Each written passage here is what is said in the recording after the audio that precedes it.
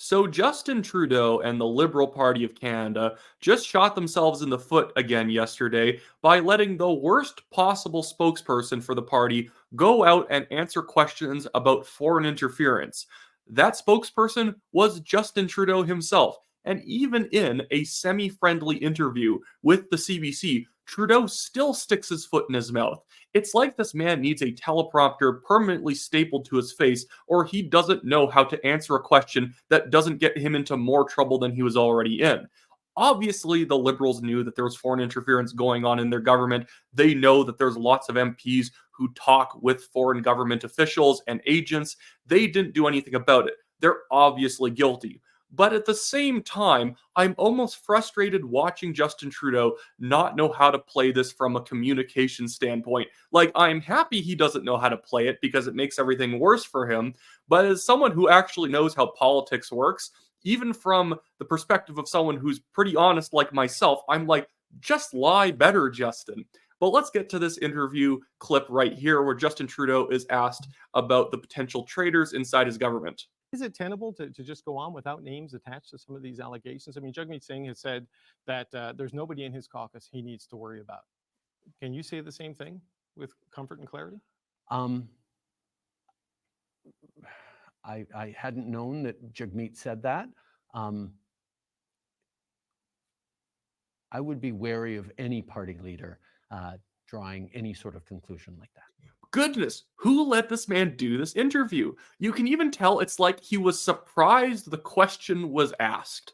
And maybe that really tells you what the CBC is in the minds of the Liberals, that Justin Trudeau assumed that when he walked onto this interview set, that they wouldn't ask him a single tough question about foreign interference. Like, they were going to talk about it, but they were always going to give him an out. And even then, that CBC interviewer is not really grilling him the way I think a better journalist would.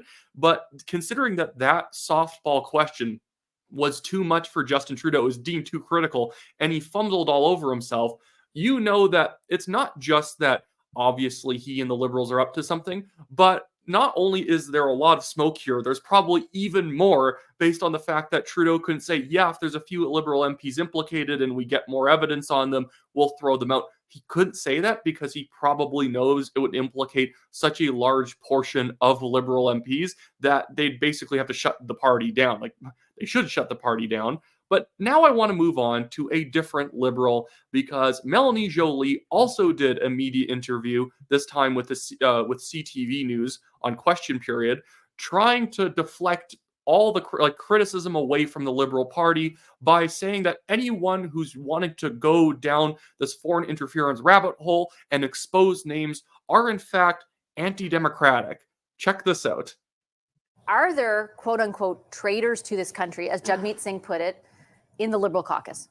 Listen, when I hear these loaded words, I feel that it's really... Just say yes. She basically means to say yes. If when you're asked a question that directly and you start off with, listen, there are some charged words going around here. Like, no, you're lying. That's the problem here. Really hurting our democracy. Because... Sorry, I need to go back there so you can hear that. Hear these loaded words, I feel that it's really hurting our democracy. It's hurting our democracy, guys, that we might unmask potential traitors in our government. Obviously, nobody wants anyone named if the allegation is like one person saying that somebody said that they're corrupt. If we have solid evidence, we should be making it public. She doesn't really care how solid the evidence is. She doesn't want anyone unmasked at all because that's mostly going to hurt the Liberal Party. Because fundamentally, foreign interference is a real thing. It's been happening for years. Now it's more of an issue because also of misinformation online. But all democracies in the world are facing this. I'm talking about this with my colleagues of different democracies, particularly amongst the G7, and we are the country that is the most forward-leaning on this issue. We're the only country having a public inquiry on this, and the goal is... Okay, no. We're leading the charge on this issue because we have the most overt foreign interference. Yes, foreign interference goes on in every country. The problem we're having in Canada is it seems like the government knows about it, doesn't care, and is potentially benefiting from the connections that individual members of the government have. That's the problem here. I always hate too when we internationalize an issue. It's like inflation. We act like, well, inflation's no big deal in Canada because everyone else has inflation. Well, it doesn't matter if everyone made the same stupid mistake. It doesn't like alleviate you of having someone say, why did you print 40% of all the money that's in the market right now in the last 4 years? That's something that should be asked. But when what she's doing is basically saying two wrongs make a who cares. And I don't believe that because I'm not shallow. Is to shed light on the issue and also to find solution, but the goal is not also to not make it a partisan issue.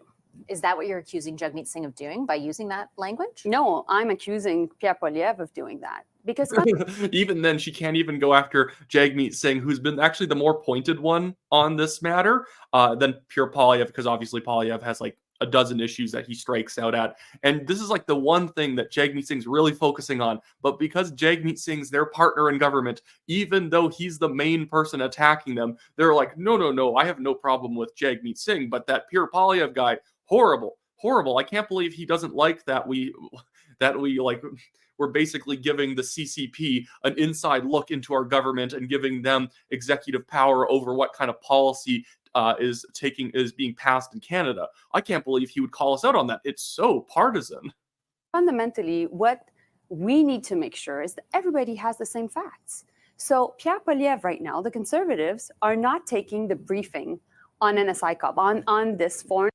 Pierre Poilievre himself hasn't taken the briefing because if you take the briefing, you're basically signing an NDA to not speak about any part of it.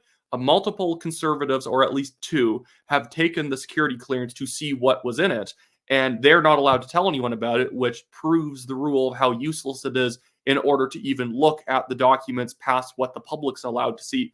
That is the problem people are having, but they're going to keep using these process issues, these little pesky process and like things that they can throw at Pierre Poilievre as armor against the fact that they're literally in bed with the Chinese government, probably the Pakistani government, the Iranian government, and probably many more.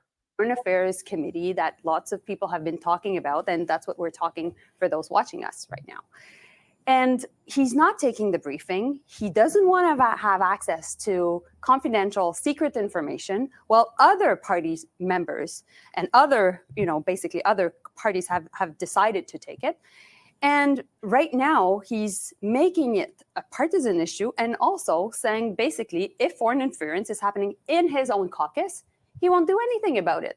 And I think those are very real questions to ask the Conservative. They're actually not, because he actually never said that he wouldn't kick somebody out if they were involved in foreign interference. He would just have to say that I have to see what the evidence was, and then I'd kick them out based on what the evidence was, which is a perfectly fair thing to say. Justin Trudeau won't commit to kicking anybody out, no matter what the evidence is. And goodness, this really demonstrates the terrible caliber of legacy media we have in this country. That the host just says, well, those are some valid questions. No, they're not. They're nonsense excuses to not talk about the implications for the Liberal Party, who everybody knows will include the vast majority of compromised politicians. There could be a Conservative, there could be someone from the NDP, and Jagmeet's just lying about it. There could be a Green, there could be a Bloc MP.